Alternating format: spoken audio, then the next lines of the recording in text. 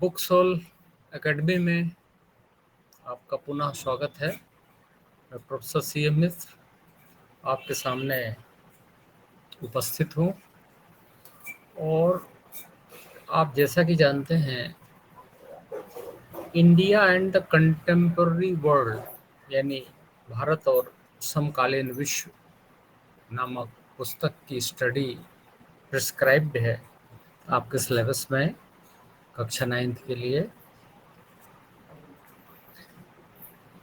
पहले चैप्टर में हम लोगों ने यह पढ़ा कि फ्रांस की क्रांति कैसे हुई, फ्रांस की क्रांति की महत्वपूर्ण बातें क्या थीं, इसके बारे में हमने डिस्कस किया था।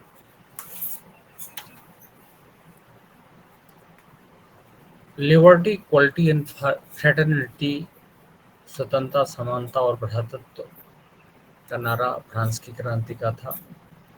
तो French revolution led to the end of monarchy in France. फ्रांसीसी क्रांति ने फ्रांस में राजतंत्र को कैसे समाप्त किया, इसके बारे में हमने डिस्कस किया। A society based on privileges gave way to a new system of governance। यानी विशेषाधिकारों पर आधारित व्यवस्था से शासन की एक नई व्यवस्था उदित हुई। ये सब हमने आपको फ्रांसीसी क्रांति में पढ़ाया था। 3 वर्ग थे और किस तरह से 2 वर्गों को विशेषाधिकार थे। तो विशेषाधिकारों पर आधारित व्यवस्था से शासन की एक नई व्यवस्था उदित हुई। The Declaration of Rights of Man during the Revolution announced the coming of a new time।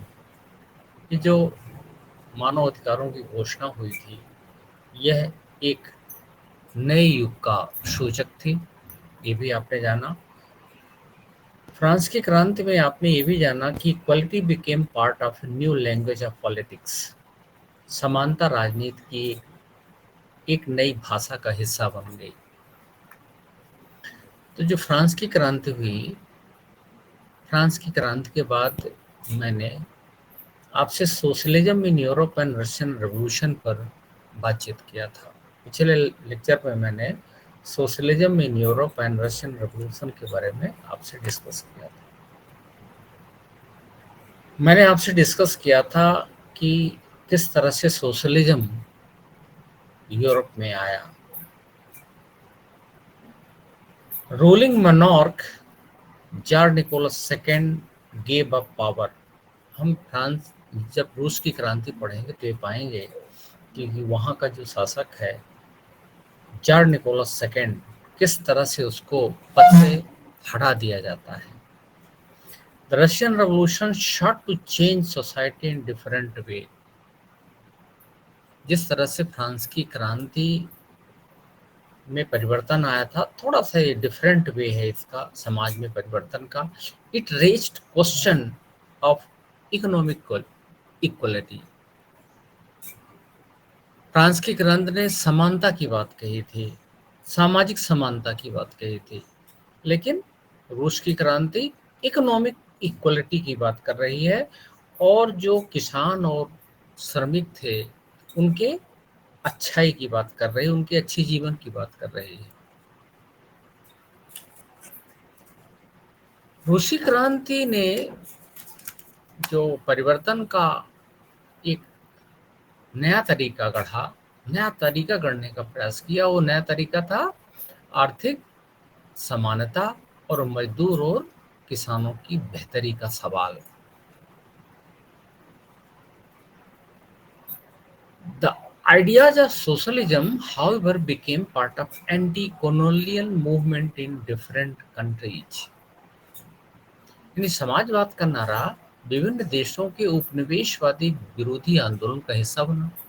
आप जानते हैं कि किस तरह से उपनिवेशवाद अपने पंख फैलाए हुए था, लेकिन जब रूस में 1917 में क्रांति हुई तो किस तरह से उपनिवेशवाद पर को झटका लगा।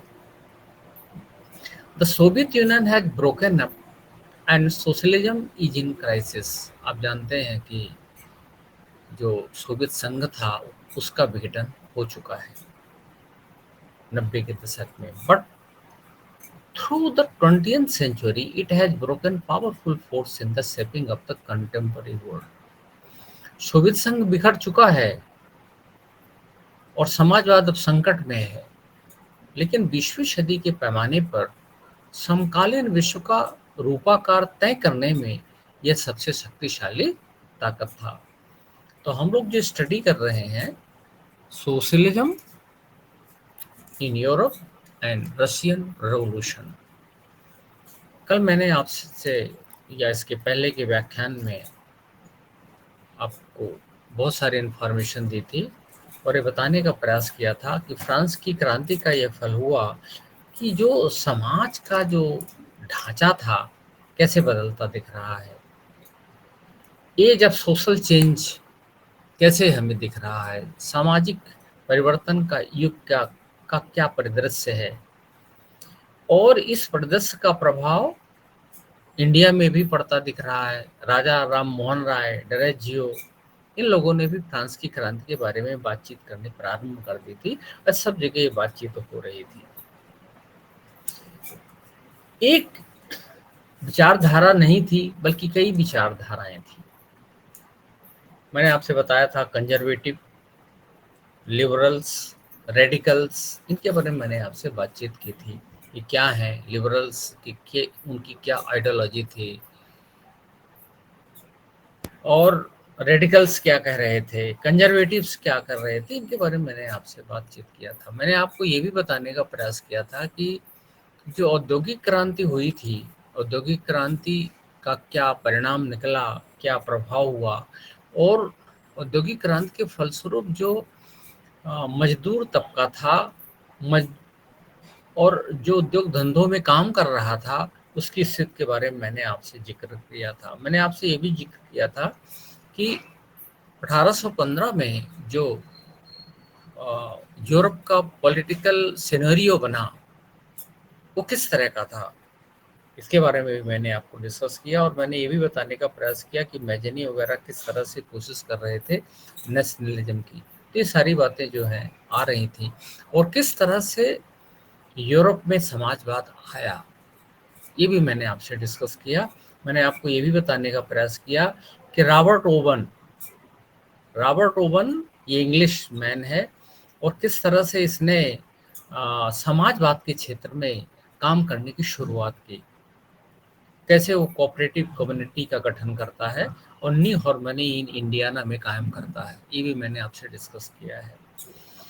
मैंने इसके बाद आपसे लुइस ब्लैंक के बारे में बताया था, जो फ्रेंच है और ये चाह रहा है कि ये मांग कर रहा है कि गवर्नमेंट को चाहिए कि ये कोऑपरेटिव को इनकरेज करे।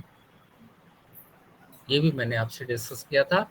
और रॉबर्ट ओवेन और लुइस ब्लैंक के विचारों को कार्ल मार्क्स कैसे आगे बढ़ाता है। कार्ल मार्क्स का साथी फ्रेडरिक एंगल्स है और किस तरह से समाजवाद की वो व्याख्या करता है और या समाज के सामने कैसे वो एक अपनी नई विचारधारा रखता है, इसके बारे में मैंने आपसे डिस्कस किया था। साम्यवाद, समाजवाद में अंतर बताने का प्रयास किया था और मैंने आपको ये भी बताया था कि सपोर्ट फॉर सोशलिज्म यूरोप में कैसे समाजवाद के लिए प्रयास होता दिख रहा है, यानी समाजवाद कैसे यूरोप पे फलता फूलता दिख रहा है, ये मैंने आपसे बात किया था। और मैंने आपसे ये भी बताने का प्रयास किया था कि समाजवादी विचारधारा तो फल फूल रही थी, बहुत से समाजवादी विधानसभाओं में निर्वाचित होकर के आ रहे थे, लेकिन समाजवादियों को अभी गवर्नमेंट बनाने का मौका नहीं मिला था, सरकार नहीं बना पाए थे, क्योंकि कंजर्वेटिव, लिबरल्स और रेडिकल्स इनका संपूर्ण राजनीति पर दबदबा बना हुआ था। यहाँ तक मैंने आपको बताया था। आइए अब हम आगे चर्चा करते हैं। हम बात करेंगे रशियन रेवोल्यूशन, रूसी क्रांति। In one of the least industrialized of European states, this situation was reversed. Europe के सबसे पिछले औद्योगिक देशों में से एक रूस में यह समीकरण उलट गया। ध्यान दीजिएगा, मैंने आपसे बताया था कि औद्योगिक क्रांति आई और औद्योगिक क्रांति के फलस्वरूप किस तरह से मजदूरों का शोषण हो रहा था और किस तरह से समाजवादी विचारधारा आई। यहाँ एक अजीब कहानी दिख रही है कि रूस जो है सबसे कम औद्योगिकृत है, लेकिन यहाँ स्थिति एकदम उलट सी दिखाई दे रही है। Socialist took over the government in Russia through the October revolution of 1917। यानी अक्टूबर में क्रांति हुई और अक्टूबर की क्रांति के बाद किस तरह से समाजवाद महत्वपूर्ण हो गया, अपने पैर फैलाने लगा। आइए हम आगे देखते हैं। The fall of monarchy in February 1917 and events of October 1917 are normally called the Russian revolution. Russian revolution हम किसे कहते हैं? जब फरवरी 1917 में ऐसी घटनाएं घटित हुई जो कि मोनार्की के खिलाफ थी। फिर अक्टूबर में भी घटनाएं हुई और ये भी मोनार्की के खिलाफ थी, और इसका फल ये हुआ कि निकोलस सेकंड को सत्ता से हटा दिया जाता है और रूस की क्रांति हो जाती है। आइए अब हम ठीक से समझें, क्रांति की परिस्थितियों के बारे में जानें। जो वहाँ का शासक था वो किस तरह का था शासक। आपको मालूम होना चाहिए कि जिस तरह से फ्रांस में बुर्बो राजवंश शासन कर रहा था, उसी तरह से रूस में रोमानोवा राजवंश शासन कर रहा था। रोमानोवा और रोमानोवा राजवंश लगभग 300 वर्षों तक सत्ता में रहा और 15 मार्च 1917 को इस वंश का समापन हो गया, यानी रोमानोवा राजवंश सत्ता से च्युत कर दिया गया। यानी रोमानोवा राजवंश 300 वर्षों तक रूस में कायम रहा। पाल फर्स्ट 1796 से 1801 पे शासन किया। इसके बाद अलेक्जेंडर फर्स्ट आया, और आपको ध्यान होगा मैंने डिस्कस किया था कि 1814 में नेपोलियन को हराने में महत्वपूर्ण भूमिका अदा किया था। यानी लिप्जिंग के मैदान में जो युद्ध हुआ था और नेपोलियन को शिकस्त मिली थी, उस युद्ध में अलेक्जेंडर ने भी अपने सैनिक भेजे थे। यानी अलेक्जेंडर फर्स्ट ने 1814 में नेपोलियन को हराने में भी महत्वपूर्ण भूमिका अदा की थी। ये रूस का ही शासक है, अलेक्जेंडर फर्स्ट। इसके बाद जार निकोलस फर्स्ट गद्दी पर बैठा, फिर अलेक्जेंडर सेकंड गद्दी पर बैठा, और इसे रूस का मुक्तिदाता भी कहा गया है, लेकिन इसकी हत्या 1881 में हो गई। फिर जार अलेक्जेंडर थर्ड गद्दी पर बैठा, 1881 से 1894 तक रहा। इसका नारा था one jar, one church, one रसा। एकदम रोमानोवा राजवंश के शासक ये सभी निरंकुश हैं। जार निकोलस सेकेंड 1894 में गद्दी पर बैठा और 1917 तक रहा। जार निकोलस द्वितीय के समय ही 1917 में रूस में क्रांति हुई थी। गद्दी पर कब बैठा? 1894 में। इसकी जो रानी थी उसका नाम था अलेक्जेंड्रा, जिसे जरीना के नाम से भी जाना जाता है। कहा जाता है कि जरीना का संबंध रास्पुटिन नामक एक साधु से था। Rasputin was called holy man, was murdered in 1916, लेकिन इसकी भी हत्या 1916 में हो जाती है। आइए हम जब भी आपसे रशियन रेवोल्यूशन के बारे में बात करेंगे तो एक शब्द आएगा, निहिलिज्म। बताएंगे हम आपको कि इसका क्या अर्थ है।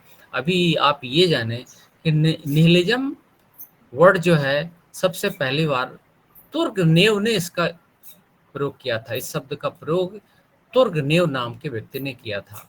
The word firstly used by Turgenev. He wrote a novel Father and Sons. आपने सुना होगा, जाना होगा कि फादर एंड सन्स नामक उसने एक नॉवल लिखा था तुर्गनेव ने, और तुर्गनेव ने निहिलिज्म शब्द का इसी में इस्तेमाल किया था, फादर एंड सन्स नामक नॉवल में। रशियन रेवोल्यूशन के बारे में जब हम आपसे बात करेंगे तो ट्राटस्की का नाम आएगा, और ट्राटस्की जो है ये लाल सेना का फाउंडर ऑफ रेड गॉर्ड, लाल सेना का संगठन इसी ने किया था। ये भी आपके लिए जानना जरूरी है। आपसे हम बात करेंगे ट्रीटी ऑफ पोर्ट्समाउथ की भी बात आएगी, और ट्रीटी ऑफ पोर्ट्समाउथ जो है आपको मालूम होना चाहिए कि 1905 4 और 5 में रूस और जापान के मध्य युद्ध हुआ था। जापान एक बहुत छोटा सा देश था, रूस विशाल आकार लिए हुए था, लेकिन जापान जैसे देश ने रूस जैसे देश को 1905 में हरा दिया था, और पोर्ट्समाउथ की संधि के जरिए युद्ध समाप्त हुआ था। ध्यान रखें। मैंने आपको बताया था नेशनल असेंबली फ्रांस में, यानी जो व्यवस्थापिका सभा थी, नेशनल असेंबली, फिर कन्वेंशन आई, तो वहाँ की व्यवस्थापिका जो थी उसके बारे में आपने जाना था। इसी तरह से रूस में ड्यूमा जो थी एक तरह से ये व्यवस्थापिका थी, ड्यूमा संसद थी, और ये ड्यूमा वाज पॉलिटिकल इंस्टीट्यूशन। अब इसको भी थोड़ा सा समझ लें। ड्यूमा जो जार्ज निकोलस सेकंड था, जार्ज निकोलस सेकंड ने 1906 में ड्यूमा को बुलाया था। ड्यूमा इसलिए बुलाया था क्योंकि उसको बहुत कुछ निर्णय लेने थे, लेकिन 75 दिन तक ही ड्यूमा चली। थोड़ा और इसके पहले हम समझ लें ड्यूमा का गठन क्यों हुआ, क्या वजह थी। 1905 में जार्ज निकोलस सेकंड गद्दी पर था। मैंने आपको बताया कि 1894 में गद्दी पर बैठा था। 1905 में जार्ज निकोलस सेकंड ही गद्दी पर आसीन था। उसकी निरंकुशतावादी प्रवृत्ति के विरुद्ध 1905 में रूस में क्रांति हो गई उसके खिलाफ। उसकी निरंकुश प्रवृत्तियों की वजह से, चर्च के व्यवहार की वजह से, कॉलोनियों के व्यवहार की वजह से। तो जार्ज निकोलस ने वादा किया कि अब वह संसद के माध्यम से कोई काम करेगा, और ऐसी स्थिति में उसने ड्यूमा का गठन किया था। लेकिन पहली जो ड्यूमा आई, उसका गठन हुआ, 75 दिन के भीतर ही उसको भंग कर दिया, क्योंकि ड्यूमा का राजा से पट नहीं रहा था। राजा की बातों को ड्यूमा मान नहीं रही थी। ऐसी स्थिति में 75 दिन के भीतर ही उसने भंग कर दिया। यही हालत दूसरी ड्यूमा का हुआ, और 3 महीने के अंदर उसको भी भंग कर दिया गया। और तीसरी ड्यूमा भी आई 1911 में, और इस बार राजा ने बहुत चालाकी की। तीसरी ड्यूमा में सभी जो मेंबर थे रूढ़वादी मनोवृत्ति के थे, कंजर्वेटिव थे। मैंने आपको बता दिया था कंजर्वेटिव, आपसे लिबरल्स, रेडिकल्स और कंजर्वेटिव, इनकी विचारधाराओं के बारे में मैंने आपसे बताया था। तो जार्ज निकोलस तृतीय ड्यूमा के गठन में होशियारी करता है, चालाकी करता है, और रूढ़वादियों को ही मेंबर बनाता है। यानी उदारवादी और क्रांतिकारियों को उसने बाहर रखा। यानी जार्ज निकोलस सेकंड ने किसी तरह की सीख नहीं लिया, और यही चल करके आगे 1917 की क्रांति के लिए महत्वपूर्ण बिंदु रहे। जो 1905 में क्रांति हुई, उसका नेता, the hero of the event of bloody Sunday, father गैम्पो। यानी 1905 में जो क्रांति हुई थी और खूनी रविवार में बहुत बड़ा हादसा हुआ था, उसका जो हीरो था फादर गैम्पो था। ये आपको मालूम हो, फिर आगे हम आपसे बातचीत करेंगे। कॉन्स्टेंटिन पेडेस्टोव, पेडुस्टोनोस्टोव, ये भी जार का सलाहकार था। ये अलेक्जेंडर थर्ड का गुरु था और ये पवित्र धर्म सभा का प्रधान भी था और इसकी भी बड़ी महत्वपूर्ण भूमिका थी।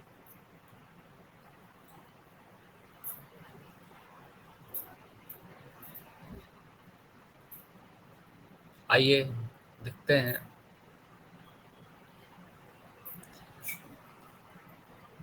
इन 1903 Bolshevik and Menshevik were splitted from the group. अभी हम आपको फ्रांस की क्रांति की महत्वपूर्ण बातों को आपसे हम डिस्कस कर रहे हैं, उसके पहले की घटनाओं के बारे में और महत्वपूर्ण व्यक्तियों के बारे में हम आपसे अभी बात कर रहे हैं और फिर हम आपसे डिस्कस करेंगे क्रांतिकारी गतिविधियों की। मैंने आपको बताया था कि सोशलिज्म जो था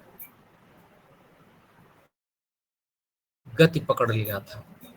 सोशलिज्म रूस में एकदम काफी अपना प्रभाव जमा रहा था और ऐसी स्थिति में रशियन सोशल डेमोक्रेटिक पार्टी का भी गठन हुआ था। तो जो रशियन सोशल डेमोक्रेटिक पार्टी थी, इसमें अब दो खेमे हो गए, एक बोल्शेविक और दूसरे मेंशेविक। आप जानेंगे आगे चल करके अक्टूबर में किस तरह से बोल्शेविकों ने क्रांति की कमान अपने हाथ में ली और 1917 की क्रांति को अंजाम दिया। यही है बोल्शेविक। तो 1903 में बोल्शेविक और मेंशेविक, इनमें दोनों में विभाजन हो जाता है। इनके सिद्धांत अलग अलग हैं, इनकी बातचीत हम आपसे करेंगे।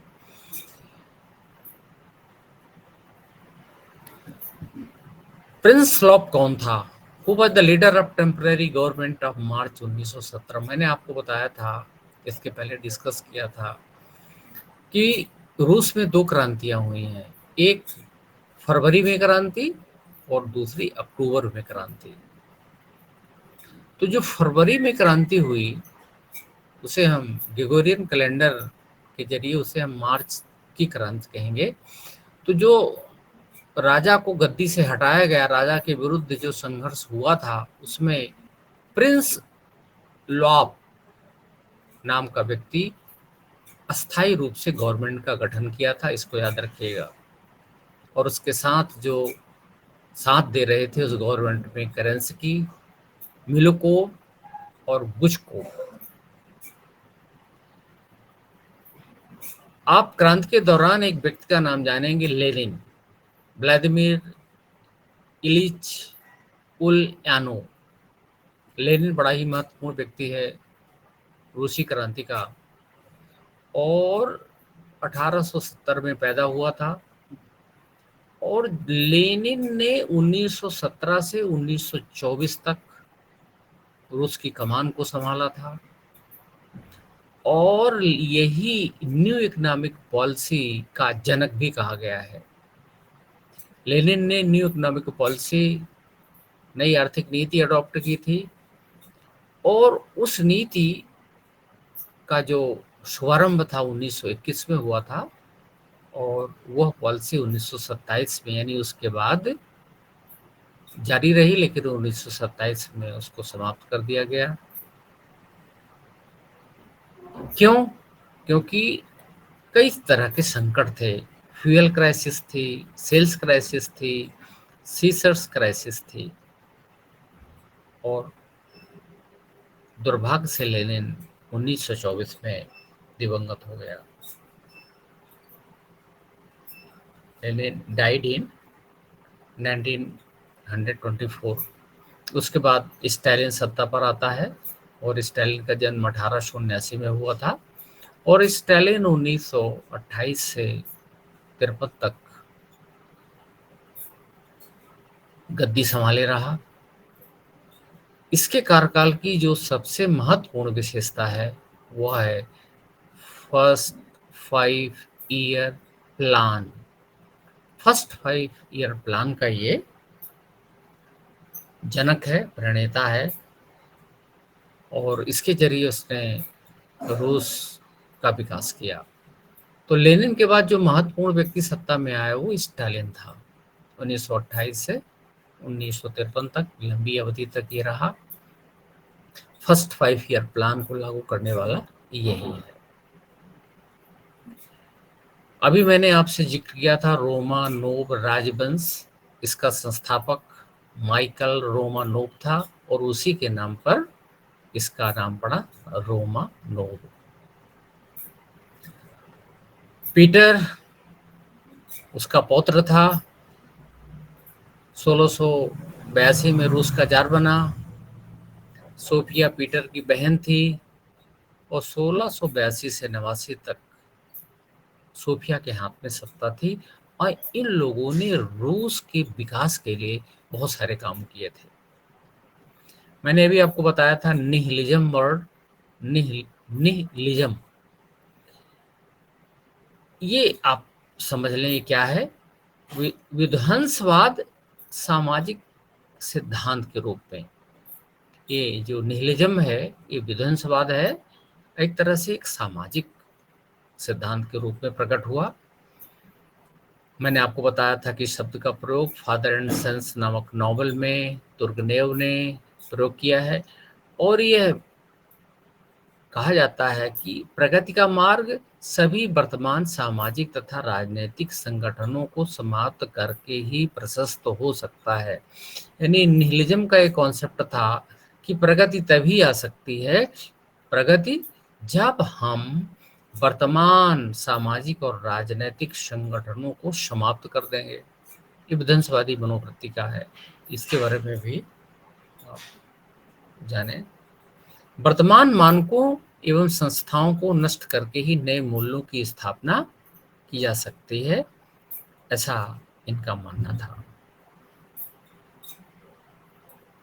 निहिलिज्म का कॉन्सेप्ट ये आप सब समझ चुके हैं।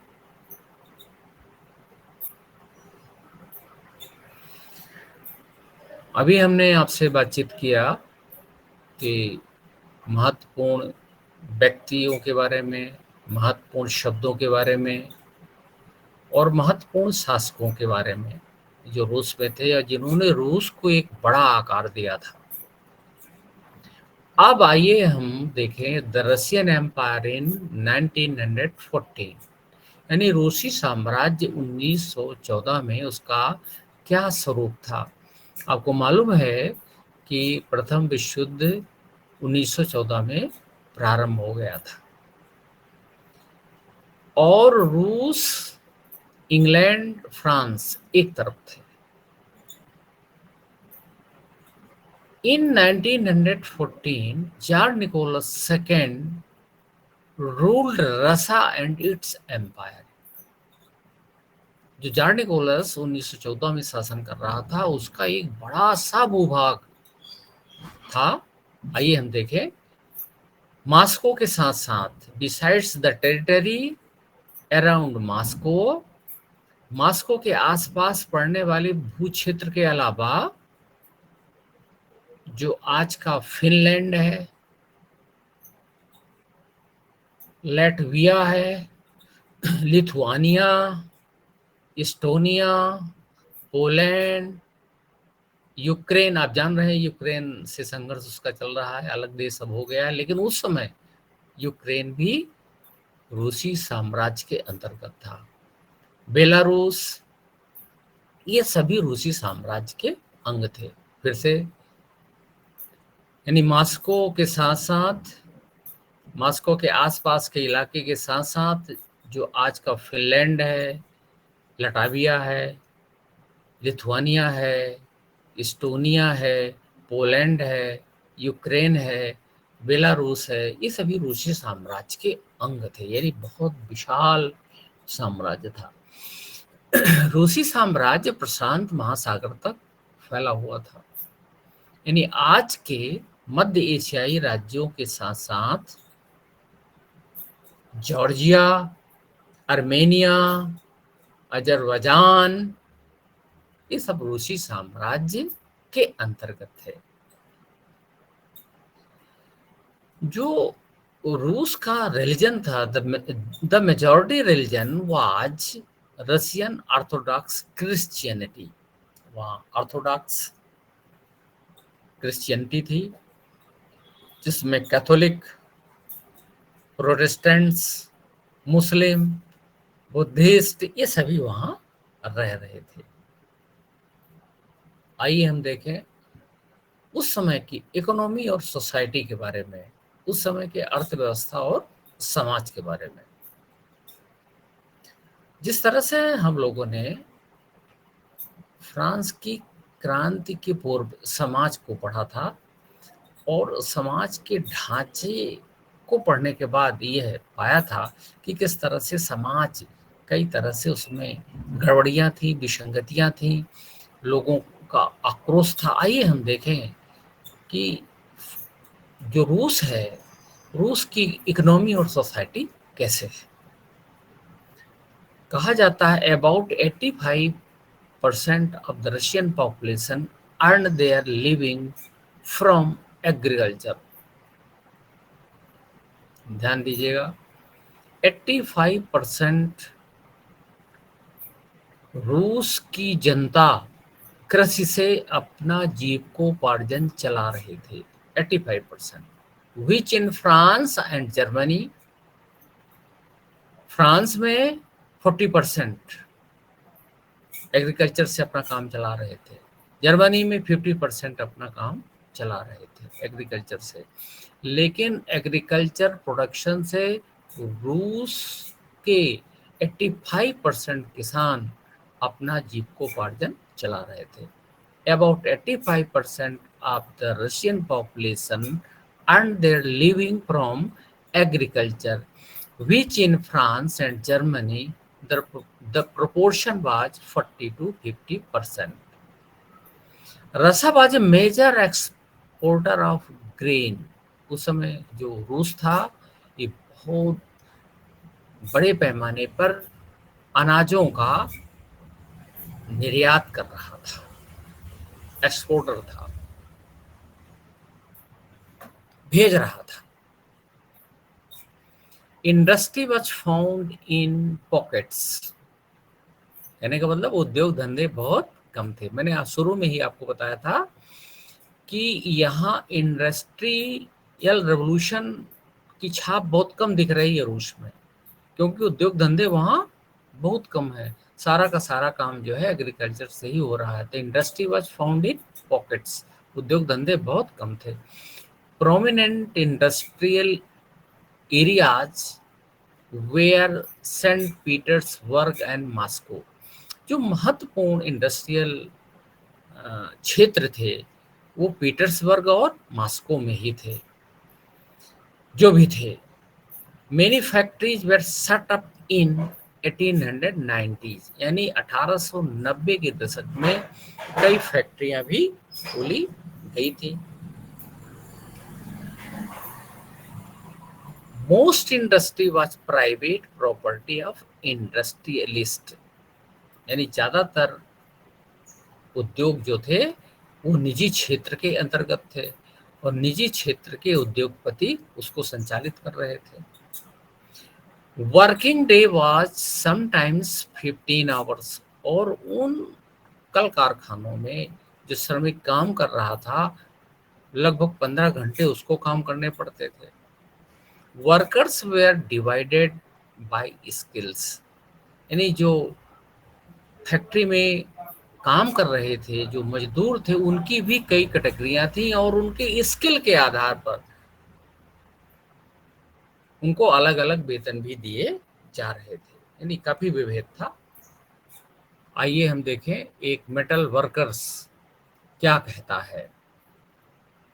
ये मेटल वर्कर यानी धातु संबंधी काम करने वाला मजदूर जो है सेंट पीटर्सबर्ग का, वो क्या कहता है, उस समय रूस के बारे में क्या स्थिति थी, सामाजिक स्थिति क्या थी या औद्योगिक समाज किस तरह से था। Metal workers considered themselves aristocrats among the workers, धातु कर्मी मजदूरों में खुद को साहब मानते थे। देखिए मैंने आपको बताया ना, ये अलग अलग कैटेगरी के थे, इनको वेतन भी अलग अलग ढंग से मिल रहा था। तो जो मेटल वर्कर्स थे ये ज्यादा हावी थे, अपने आप को मजदूरों को बहुत समझ रहे थे। यानी किस तरह से मजदूरों की विभिन्न कैटेगरियां थी। Their occupations demanded more training and skill. देखिए उनका ऐसा पेशा था कि उनको ट्रेनिंग की भी जरूरत थी और स्किल की भी जरूरत थी। Women made up 31% of the factory labour force by 1940। यानी 1914 में फैक्ट्री में मजदूरों में औरतों की संख्या 31% थी। यानी 31% औरतें उन फैक्ट्रियों में काम कर रही थी। ये 1914 की स्थिति है। But they were paid less than man. लेकिन जो उनको मजदूरी मिल रही थी वो पुरुषों के मुकाबले में कम मिल रही थी। Between half and three quarters of man's wages. यानी आधे से तीन चौथाई तक। अंदाजा लगाइए कि उनको मजदूरी में कैसे विभेद दिख रहा है। कम मिल रही है महिलाओं को मजदूरी। Factory inspector could not prevent rules being broken. Factory inspector नियमों के उल्लंघन को रोक पाने में नाकामयाब थे। कहने का मतलब फैक्ट्री में अव्यवस्थाएं फैली रहती थी और कोई ये देखने वाला नहीं रहता था कि नियम के अनुसार काम हो रहा है या नहीं हो रहा है। मजदूरों से काम लिया जा रहा है तो काम के घंटे इतना ज़्यादा लिए जा रहे हैं, मनमानी तौर पर लिए जा रहे हैं। मजदूरी में भी उनके साथ विभेद की स्थिति है और जो वहाँ इंस्पेक्टर जाते भी थे वो किसी तरह से कोई नियंत्रण नहीं रख पा रहे थे। यानी अव्यवस्थित औद्योगिक इकाई दिख रही है। डेस्पाइट डिविजन्स, इन विभेदों के बावजूद भी workers did unite to strike work. बहुत सारे विभेद थे लेकिन इन विभेदों को भूल करके जो काम करने वाले थे, जो कर्मी थे, उन लोगों ने अपनी एक यूनिटी बना ली और यूनिटी बना करके वो स्ट्राइक भी करने लगे। मतलब उन्होंने अपना संगठन बनाया और संगठन के साथ उन्होंने हड़ताल भी की। When they disagreed with employers about dismissal or work condition, जब when they disagreed with employers about dismissal or work condition, कई मामले ऐसे होते थे कि मजदूरों को, अब चूंकि उन्होंने अपना संगठन बना लिया था तो उन मजदूरों को हटा दिया जाता था, मजदूरी करने से रोक दिया जाता था, उनको पदच्युत कर दिया जाता था। तो ऐसी स्थिति में उन्होंने अपना संगठन बना लिया था। आइए देखें हम किस तरह से उन्होंने अपना संगठन बनाया। टेक्सटाइल इंडस्ट्री वालों ने, मेटल इंडस्ट्री वालों ने, यानी टेक्सटाइल इंडस्ट्री वालों ने 1896-97 में अपना एक संगठन बना लिया था और उन्होंने 1896-97 में स्ट्राइक भी की थी। 1902 में मेटल इंडस्ट्री वालों ने भी स्ट्राइक की थी। तो ये औद्योगिक समाज का परिदृश्य था। आइए देखें हम किसानों के बारे में समझे। जिस तरह से आपने फ्रांस के किसानों के बारे में जाना, अब आइए देखिए, तुलना करिए कि तुलना बहुत जरूरी है यहाँ क्योंकि थोड़ा अंतर है। रूस के किसानों की स्थिति के बारे में आप जानें और अंतर को समझने का प्रयास करें। इन countryside, peasants cultivated most of the land, but the nobility, the crown, and the Orthodox Church owned large properties. ध्यान दीजिए, जो पीजेंट्स थे, किसान थे, एक बहुत बड़े क्षेत्र में खेती कर रहे थे। लेकिन जो नोबलिटी थे, यानी सामंत वर्ग था, जो राजशाही वर्ग था, जो चर्च था, इसने विशाल संपत्तियों पर अपना कब्जा जमा लिया था। ये स्थिति फ्रांस जैसी दिख रही है। लेकिन अब यहाँ अंतर देखिए, समझने का प्रयास करिएगा। किसान यानी रूस के किसान सामंतों का सम्मान नहीं करते थे। यहाँ की स्थिति फ्रांस से भिन्न थी। फ्रांस में सामंत निश्चित तौर पर शोषक थे, किसान नाखुश थे, लेकिन इन सब के बावजूद किसान सामंतों का सम्मान कर रहे थे।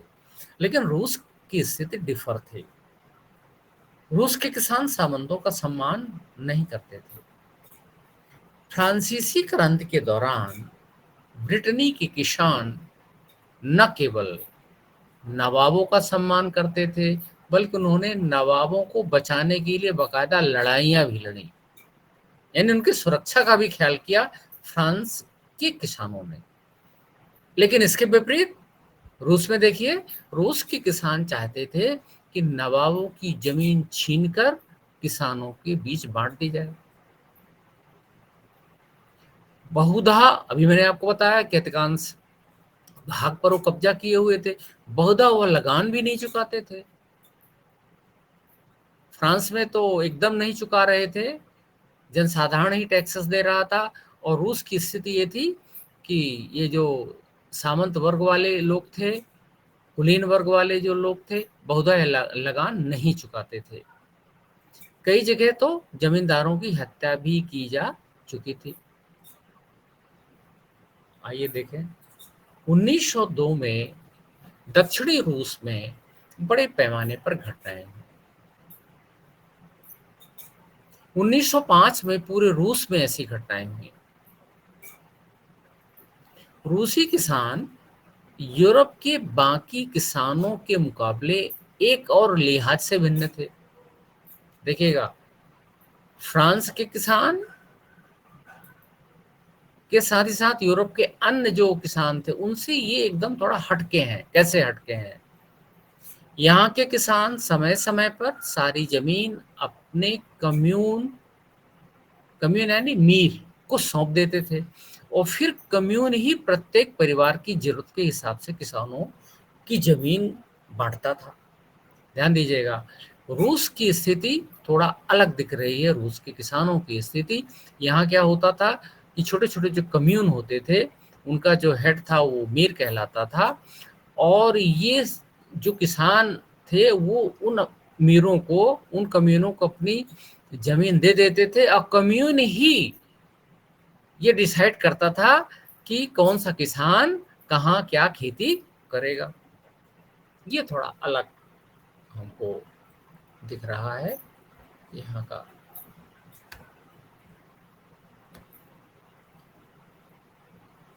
पैटर्न।